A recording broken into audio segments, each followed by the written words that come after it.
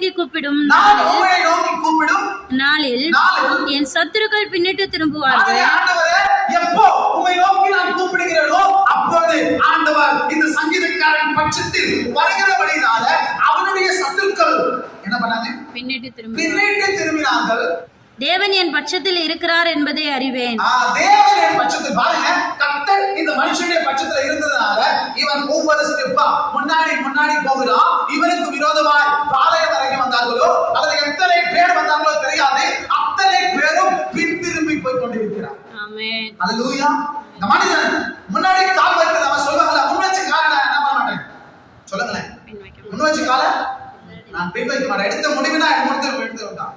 அல்லேலூயா. ஒரு காரியத்தை செய்ய போயிட்டேன், அதை முடிவு பார்க்காம, அதை வெற்றி பார்க்காம, அதை முன்னேற்றத்தை பார்க்காம நான் பின்னாடி திரும்புகிறேன் என்ற காரியமே எனக்கு இல்லை. உண்மையா இந்த வார்த்தையை யாரால சொல்ல முடியும் என்றால், ஒரு மனிதனோட தேவன் இருப்பாரானால் அந்த மனுஷன் சொல்ல முடியும். அல்லேலூயா. இந்த நாட்கள்ல நான் முன்னாடி கால் வச்சுட்டேன், இனி நான் பின் திரும்ப மாட்டேன் என்று நினைக்கிற நீங்கள் ஆண்டவரை பார்த்து சொல்லுங்க, ஆண்டவரே என் பட்சத்தில் நீங்கள் எப்போதும் இருக்க வேண்டும். அல்லேலூயா. மனுஷனுடைய ஜெபம் அதுதான், ஆண்டவரே என் பட்சத்துல நீங்க என்ன பண்ணுங்க, இருங்க.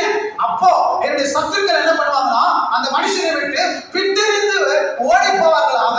அதன் மூலமாய் கர்த்தர் என் பட்சத்தில் இருக்கிறார், தேவன் என் பட்சத்தில் இருக்கிறார் என்று உலகம் அறிந்து கொள்ளும்.